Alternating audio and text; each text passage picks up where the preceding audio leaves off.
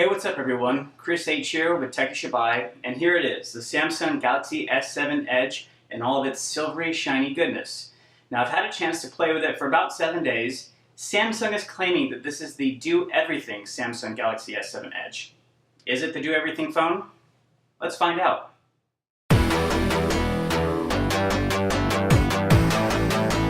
Let me start off by saying that the S7 Edge is the most stunning and intriguing smartphone I have ever used. The 5.5-inch Quad HD Super AMOLED display is a pleasure to use, and the curved edges on the sides of the phone really do make it enjoyable to hold. Now, the phone has both glass on the front and on the back, so at times it can be a bit slippery, but that's nothing a slim case or even a skin won't fix. Now, for being in the larger phone category, the S7 Edge isn't too difficult to hold in one hand. Compared to the 6S Plus, which is also 5.5 inches, and the Nexus 6P, which is 5.7 inches, I'm able to hold the phone without it feeling like I'm tearing a muscle in my hand. This, in my opinion, is why I love the curved screen. Software-wise, it is a bit gimmicky, and to be honest, I never really used those Edge apps, like Tasks and People Edge.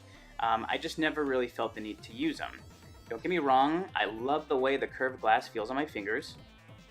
I mean, I can rub the curved glass for hours, but I never really saw a need for the curved apps. Most of my frequently used apps are on my main screen, and if I needed to text someone, I'd go into their messaging thread and messages, or if I wanted to call them, I would just go into the phone app. Pretty simple. The only issue I had with the curved edges on this phone was while holding it in one hand and navigating to like a web page or an email, and let's just say I was trying to use my thumb to get to the top left of the screen, occasionally the bottom part of my hand would touch the screen, causing it to go wherever my hand touched instead of my finger. It was few and far between, but when it did happen, it was a bit annoying. Ooh, Nike's finally making power lacing shoes. That's cool. The fingerprint scanner on the S7 Edge worked absolutely fine, no issues there. The only thing that I wish it included was something that the Nexus phones included. Now, right now, when you use the fingerprint scanner on the S7, you have to turn the display on by pushing the button on the side or pushing the home button. Then it recognizes the fingerprint and then it goes into the phone. Now, on the Nexus phones, you literally just put your finger on the fingerprint scanner, the display doesn't have to be on, and it unlocks it for you. So it would have been nice, because this phone has it always on display where it shows the time, the date, and how many messages you had. It would have been nice if you could just rest your finger on the fingerprint scanner and unlocks the phone without having to turn the display all the way on. The TouchWiz UI has been reduced quite a bit on this phone, to a point where it doesn't feel like an underpowered device with the heavy skin on it. Besides the Edge apps, the phone feels speedy and the quad-core processor shines, never experiencing any real lag issues, all while providing a very fluid experience. As far as battery life goes, the phone performs like a champ. I would consider myself an average user. I watch some videos in the morning while getting ready for work, some text messaging and web browsing, and some videos during the day, and a little bit of everything at night.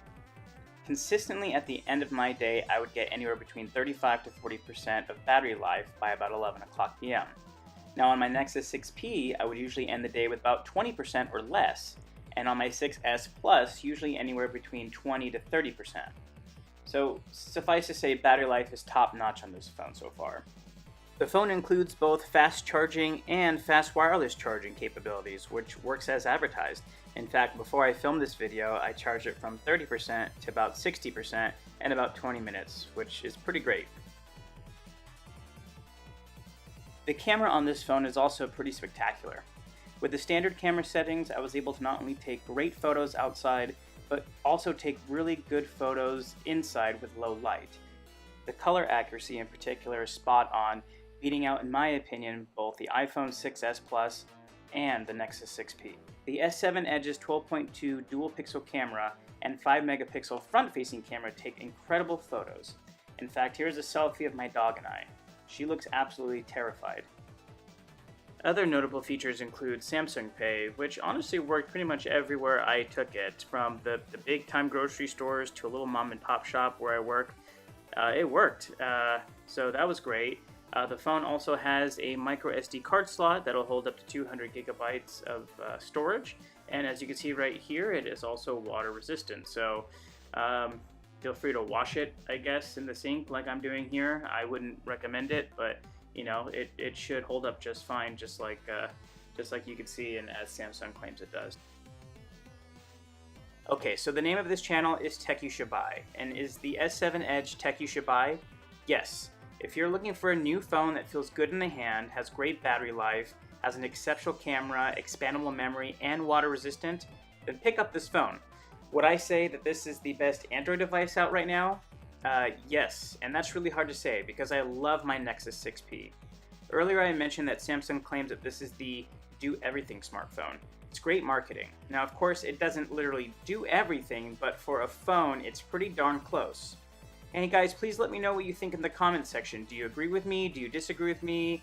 Please thumbs up and subscribe. And again, my name is Chris H with Tech You Should Buy, and I'll see you in the next one.